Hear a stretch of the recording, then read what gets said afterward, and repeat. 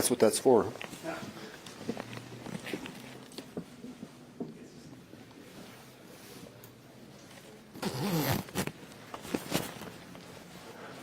you ready? Yes. Okay. Look okay? Check. Right on.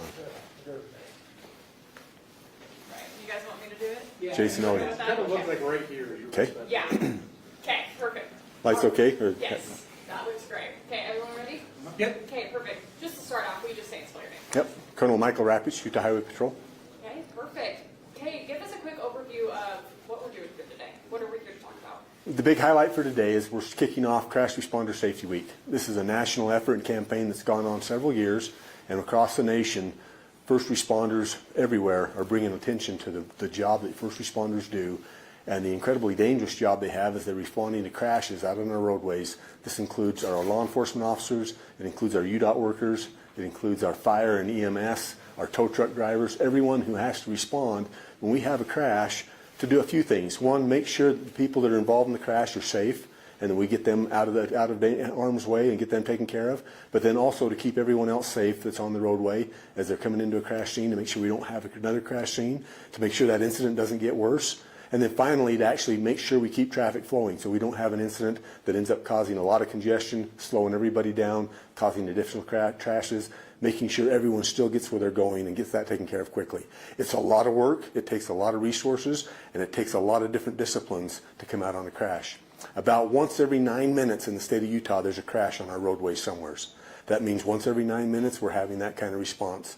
Law enforcement is responding, fire, EMS potentially, tow trucks, our UDOT workers to do traffic control, and so when they're doing that, they're out on the roadway trying to keep people safe. They're in harm's way sometimes, especially when we see weather like we're seeing today, where there's inclement weather, we're dealing with freeway speeds where people are going 75 miles an hour or more, and they're out on the roadways trying to keep control of that and keeping people safe. We kick this off this time of year for a couple of different reasons. Once we're well into our winter driving season. As you can see with today's weather, we're about ready to have some winter driving today. It's a chance to kind of bring some emphasis to that as well. And also, we're just getting ready to go into our holiday travel season, where we're going to have a significant increase in the number of people on the roadways out when we're in really, really inclement weather.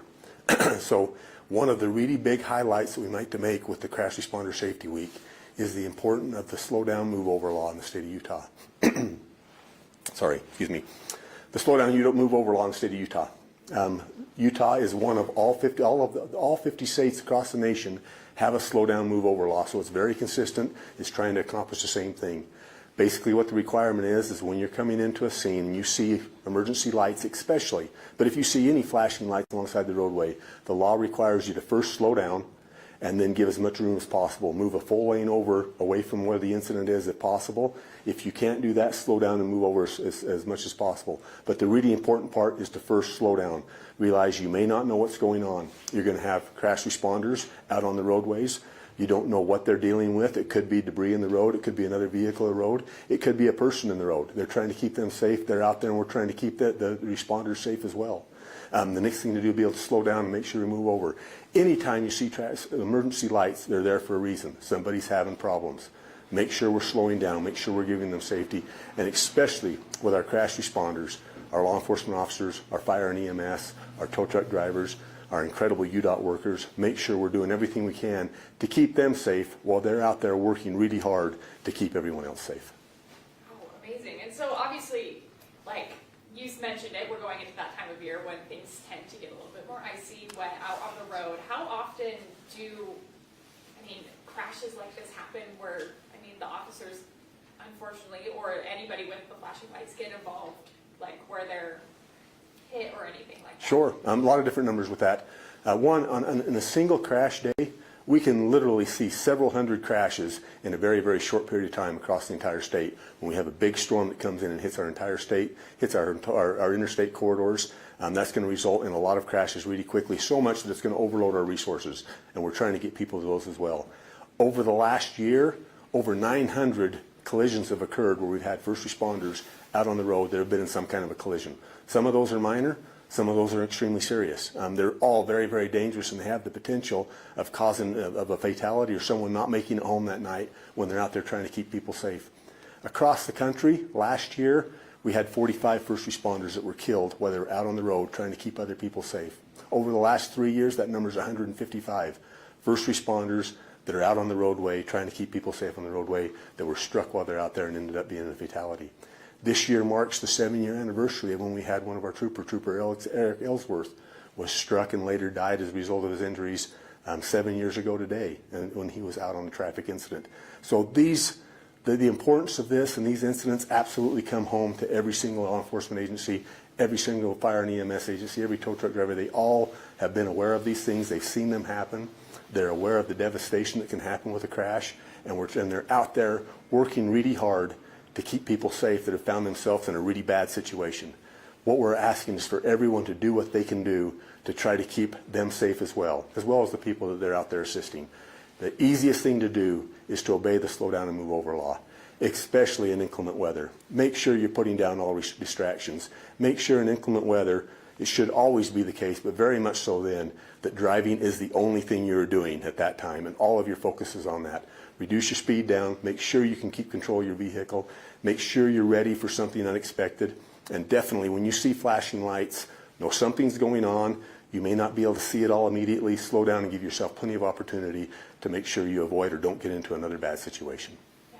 What are you hoping? I mean, we're going to be sharing this with our audiences, and obviously this goes on throughout the rest of the week, but what do you hope people take away from this week? And obviously we're going to hear some stories and things from other officers and workers out here, so what do you hope people, the general public, take away from this? Probably the first thing is know that you have incredible men and women out there that represent this roadway responder population that are out there working. They are there because they want to make sure people get home safe. They want to take care of people when they found themselves in a bad situation. Then the next takeaway is know that you can help. You can absolutely make a difference if you're just following some basic principles. One, being aware.